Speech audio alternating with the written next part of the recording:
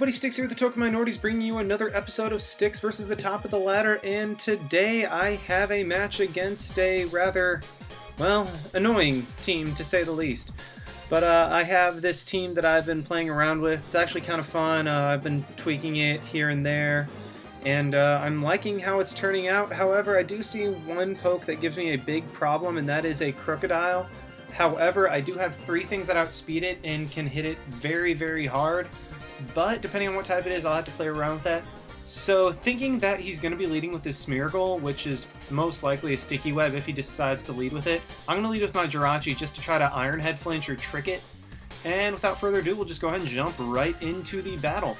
Like I said, I lead off with my Jirachi, and unfortunately he brings out the thing of my nightmares, that Crocodile. Now, nothing on my team really wants to take a knockoff or an Earthquake, so I decided that Blastoise would be the best thing to go into to scout out to see what type it is. If it goes for Stealth Rock and is a lead Crocodile, then I can Rapid Spin it away or go for a Scald. And that damage is definitely banded. So I actually have a couple things that can deal with it, so I'll just play around from there. But right now I decided to go into my Celebi, thinking maybe it could take a Banded Earthquake as it just goes into his Togekiss, and I don't understand why that thing's down here. It's too good. It's so annoying. He goes to the Earth Slash. That does a lot of damage, showing me that he is definitely offensive. As I go for the U-turn right now, and immediately go into my Nidoqueen so I can potentially set up my rocks and go for a Sludge Wave. Right here, I'm just going to try to go for a Sludge Wave, get off damage. Maybe he'll think I'll overpredict and go for rocks immediately. However, he does make the good play, goes into Sableye as I do hit it with the Sludge Wave. Now, that is definitely a specially defensive Sableye, so I know my Earth Power won't be able to kill it, so I decide to try to go ahead and get up my rocks right here, but he does go for Taunt, which is just very unfortunate for me.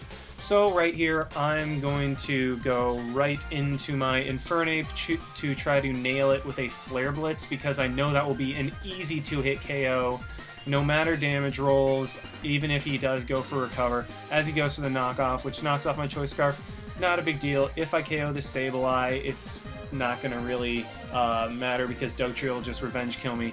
Now he goes for the Recover right here, gets up to full.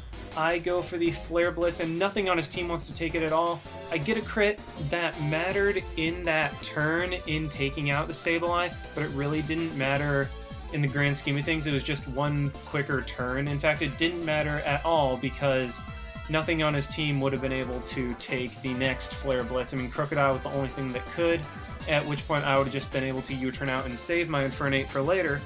But that Flare Blitz crit just takes out the Sableye, saves a turn of the battle, and even though I don't have as much Flare Blitz recoil, as you can see, he's just going to go into his Dugtrio and Revenge Kill me.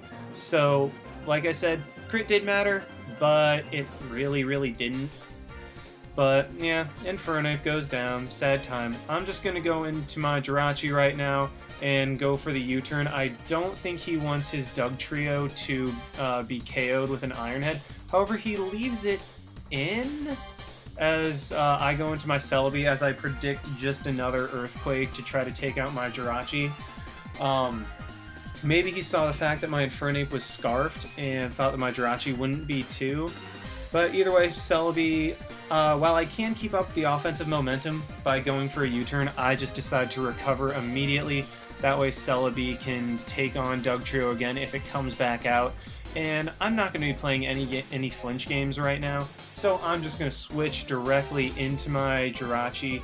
I don't want to try to U-turn out because it'll be minimal damage for potentially getting 2-K'd by Air Slash, and I really don't want to deal with that right now. I see that his team has nothing to take an Iron Head, so I just straight up go for it, and the Togekiss flinches. Now, that's another bit of hacks for me, and that could have mattered if he had T-Wave, but judging by that damage, he was incredibly offensive. I don't think there was any bulk investment at all. In fact, I know that there wasn't because I ran a calc on it. So unless he had T-Wave, which would be more of a defensive, which I'm thinking he actually doesn't, that Iron Head flinch really didn't matter. Just he overpredicts and stays in, taking the Iron Head. Now right here, I'm going to go into my Haxorus, predicting him to want to save this thing, and he'll go into Crocodile. as he does right here. Now, Haxorus, I really don't want to take an Earthquake. I don't know what I was thinking right there, but I go into my Blastoise right now to just sack it to the knockoff. Even though Mega items can't be knocked off, Blastoise is at a low enough health, and that Crocodile is so powerful. Why do I keep saying all their those names? I have no idea. But either way, right here, I'm just going to go for a U-turn, because that could be super effective damage, and then I can just sack something if I need to. As he goes back into his Togekiss, and I'm right now going to go into my Haxorus. Now, that might seem a little weird, considering Togekiss is immune to Dragon and Ground. However, I carried Poison Jab on my Haxorus, and even if he wants to go into his Crocodile, it really isn't a big deal, because all I have to do is just switch out, or I can stay in predicting the knockoff. In fact, that's what I'm going to do in this upcoming turn, as he does go into his Crocodile. I am faster, so I will have to hit it with a Poison Jab first. Luckily, I get the Poison. That actually really, again, doesn't matter at all as he goes for the knockoff and knocks off my Choice Band. Now, had I not gotten the Poison, I would have just gone for an Outrage and KO'd him, but for some reason I was thinking that if I Dual Chopped right here, I would be able to switch out and not be trapped by Dugtrio. That was a really kind of dumb move on my part, because as you can see, I get a low damage roll on that second one, and he is able to KO me with a knockoff, so it's a double down.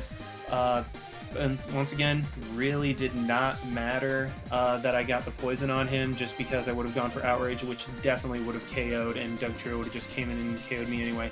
But in this double down, I'm going to go into my Jirachi because it's my best option in this situation as he goes into his Dugtrio, and I'm just going to start spamming Iron Head. It will KO the Dugtrio, it will be a 2-KO on the Smeargle and the Espeon, and I'm sitting pretty at this point.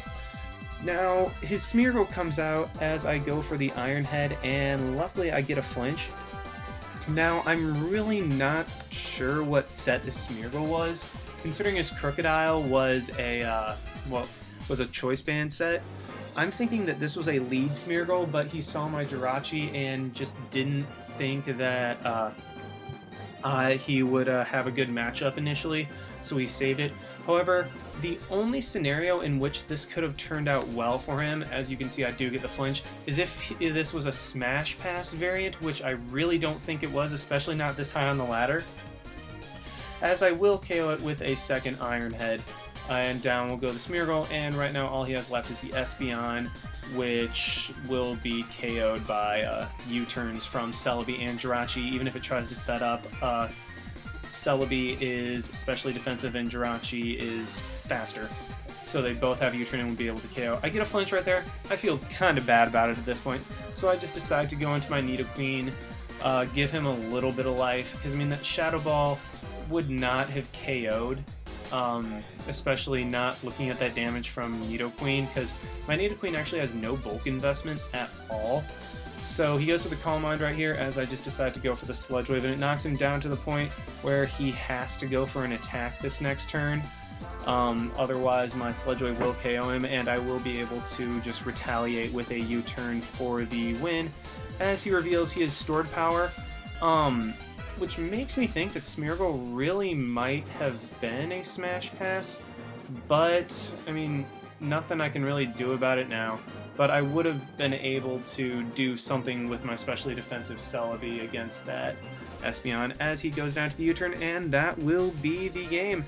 Looking at this guy's rating, he was at 1526, which was number 38 on the ladder. That's right. Thanks for watching, guys. Like, comment, subscribe, all that stuff. And this is Styx, signing out. Why not? See you guys.